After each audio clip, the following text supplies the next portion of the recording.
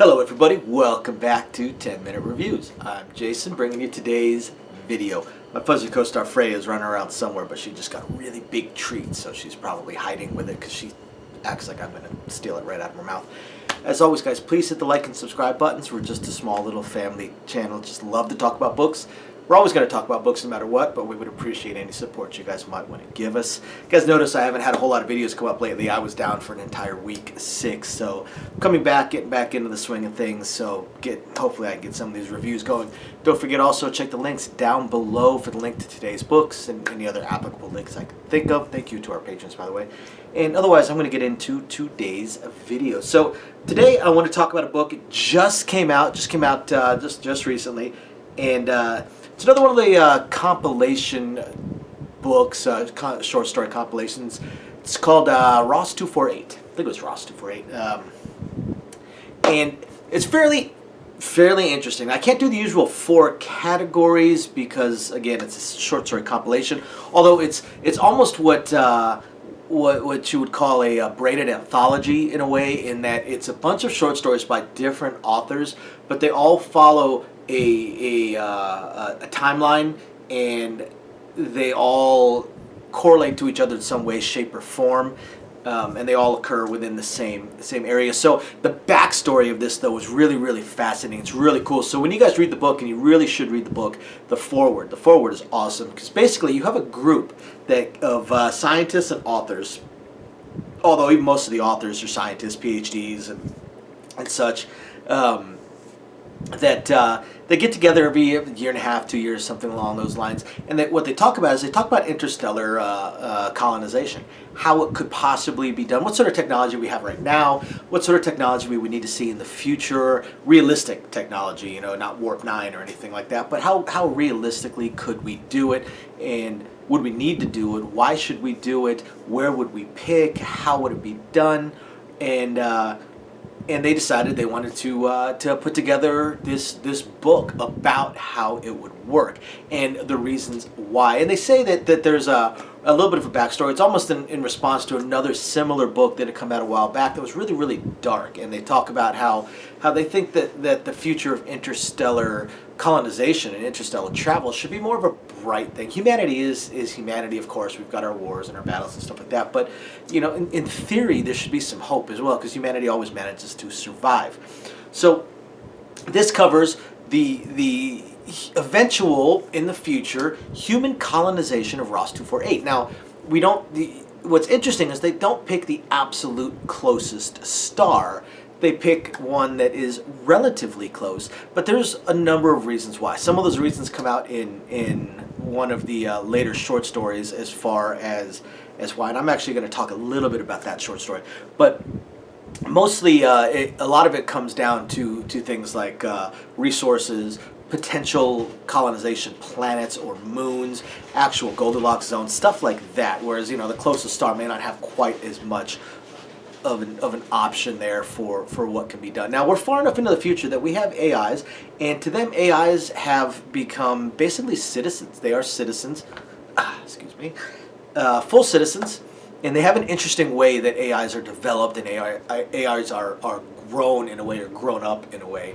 That's pretty fascinating, pretty interesting. So these AIs aren't god-level supercomputer type things. They're people with just a little bit more computing power, I guess you could say, but and their own little network and such. And at this point too, by the time that we go out and colonize, humanity's almost diverged into 2 separate species at this point. The Surites, which I'm guessing, the Ceres asteroid or Ceres moon, depending on how you want to look at it. It's usually it's a common area in science fiction for putting a colony or a space-based anything. So, but they genetically modify themselves, so they are significantly different than humanity. They are definitely a divergent species. But both of them go to colonize Ross 248. And what's interesting about it is it really covers the fact that however we end up trying to colonize another star, they're going to be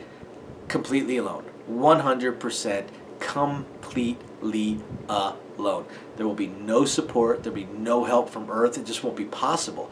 And we're looking at probably, a century or 2 centuries of travel at least to get there. In fact, these were basically generational ships, and from there, then they colonized. And it was multiple ships. They had multiple colony plans.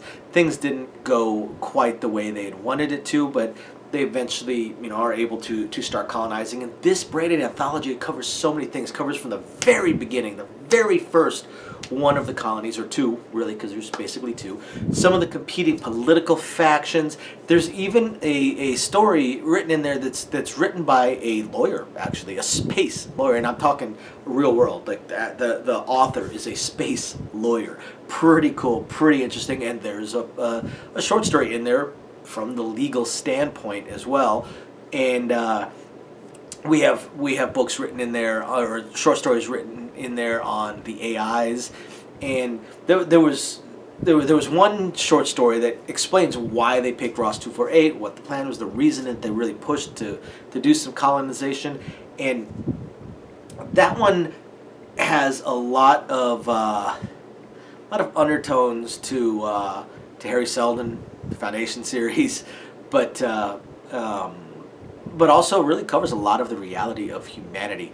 And guys, this was a fascinating book. And like a lot of them that I talk about, the short stories make it really cool, really interesting, and a great thing to read as your book on your phone, on your Kindle, or even the audiobook you're listening to, when you go to work or when you're on drives and things along those lines. Something that you want to read on your break at work, something that you want to listen to while you're driving to work, driving back from work, because again, short stories. It's not one book, as we know, especially audiobooks. Some audiobooks are between 12 to 18 hours of listening to it.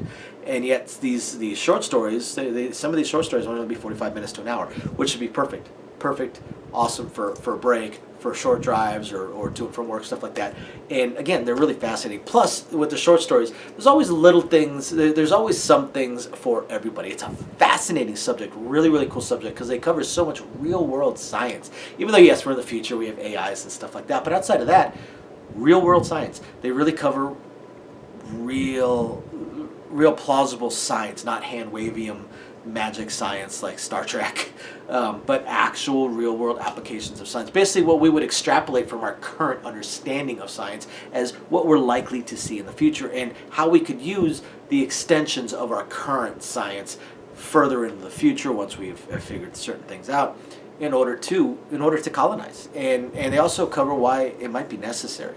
Why it might be necessary one day for humanity to actually colonize. And in fact, what a lot of books talk about when we start having interstellar colonies, when we don't have things like faster than light travel, because that does, at no point in this book does that actually exist, but when we don't have faster than light travel, when we start sending out colony ships, typically in most books it's after basically our star system, our solar system has been completely packed. We've colonized every planet that could possibly be colonized. We've colonized every moon, every asteroid, everything that we could put any kind of space-based colony or space-based industry in. At that point, then we start extending out. Whereas in this one, they talk about how these efforts were started before we had even fully finished terraforming and colonizing our entire solar system, and there's reasons for that as well. Fascinating book, guys. Fascinating book. So you guys got to check it out after you hit the like and subscribe buttons, please. Check out the link down below and go check out the book. It's an awesome book, guys. Thank you, everybody, for watching. We'll catch you guys next time. Bye now.